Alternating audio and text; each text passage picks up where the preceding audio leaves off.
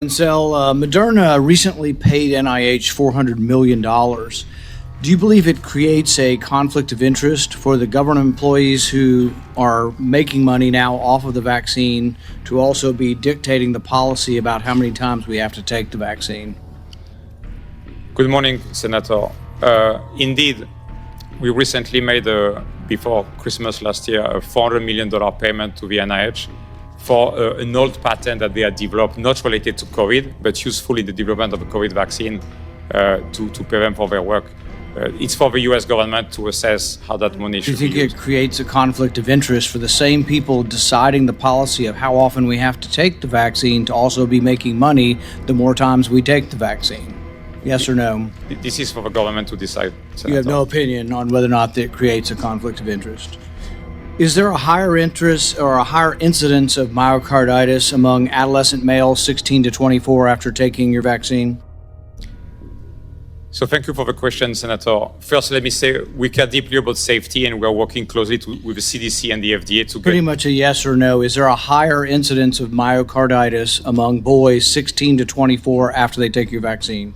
The data I've seen from the CDC actually shown that there's less myocarditis for people who get the vaccine versus who get COVID infection. You're saying that for ages 16 to 24 among males who take the COVID vaccine, their risk of myocarditis is less than people who get the disease. That is my understanding, That is not true, and I'd like to enter into the record 6 peer-reviewed papers from the Journal of Vaccine, the Annals of Medicine, that say the complete opposite of what you say.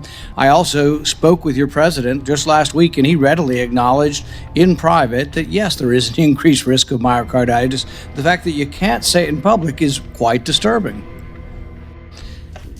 Do you think it's scientifically sound to mandate 3 vaccines for adolescent boys?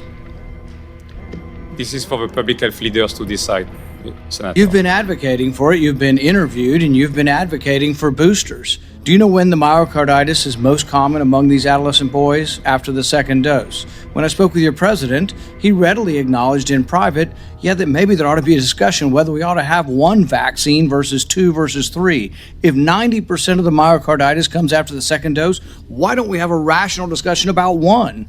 Marty Makary, a physician from Johns Hopkins, has said exactly the same thing. It's been discussed, and yet we have this ridiculous notion from the CDC. So the CDC says, and I'll ask you this question. Let's start it as a question. Your 16-year-old's had COVID. Your 16-year-old gets better and now has recovered from COVID. You vaccinate them and they get myocarditis. Are you going to give them 2 more vaccines? Your child, give them 2 more vaccines? I'm not a clinician. I will have to discuss. You have children. I do. Have you vaccinated your children? I have. How many times? 3 or 4 times. 3 or 4 times. So the CDC recommends this, and you're obviously someone who's self-interested in the outcome here, but the CDC says that if your 15, 16-year-old gets COVID, recovers, takes a vaccine and gets myocarditis, is hospitalized with elevated heart enzymes, and is very sick, the CDC says as soon as he gets better, vaccinate him again. You know how many American parents think that that's a rational, reasonable thing to do? Do you know how many countries don't do this for children? Sweden doesn't offer the vaccine for kids under 12 unless they're at risk for severe disease. And I agree with that. I'm not saying never on any of this. I think it's a very reasonable position to say kids at risk or have some diseases that there may be a reason for vaccinating some children. Finland doesn't recommend it for under 12 months. Norway also. England as well. France, Poland, Germany, Switzerland, and all vaccinate 12 and up. So we got half the world who have looked at these studies. There's a study in Israel of thousands of patients, and yet you sit here and act as if you've never heard of myocarditis and you don't think it's an increased risk for young adolescent males when all of the studies who isolate out people by age have found that, yes, there's an increased risk after taking your vaccine. Pfizer too, but worse with Moderna. There's an increased risk, Senator. I was comparing it to somebody who gets COVID. Well, that's also not true either, but there's an increased risk of getting it. But even when they compare it to the disease, there are many papers out there that do show that there's more of a risk of myocarditis after vaccination. So you have to weigh the risk and balances. And you are right, you're going to make less money because you're going to try, and they're already trying. The CDC's got it on their schedule. They're going to try to force all the kids in America to do this through school. But guess what? Parents aren't going to do it. They've seen that COVID is not deadly in children, and you're right, it's become less deadly over time. Your market's going down. So you aren't going to make as much money. I'm all for you making money in an honest way, but I don't like the idea that the people making the decisions in government are also receiving money and are now conflicted in their interest.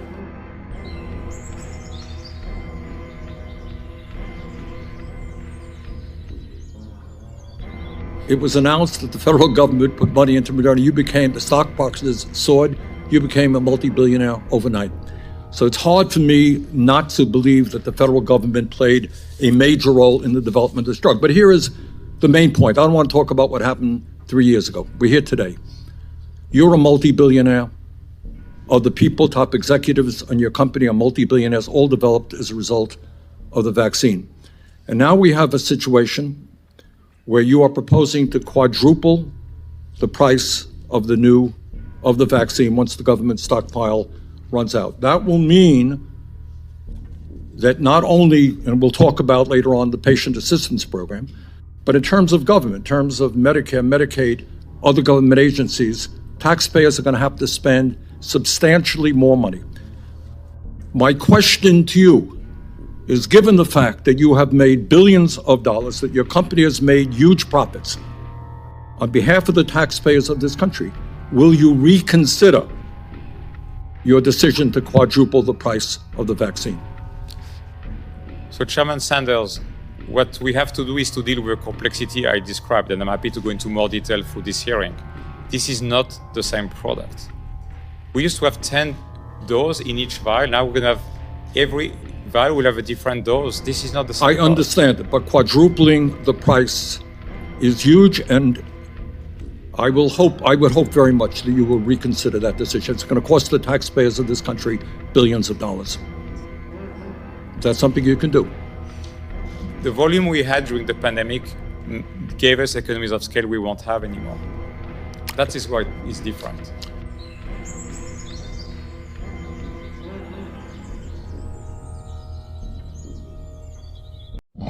Oh, oh.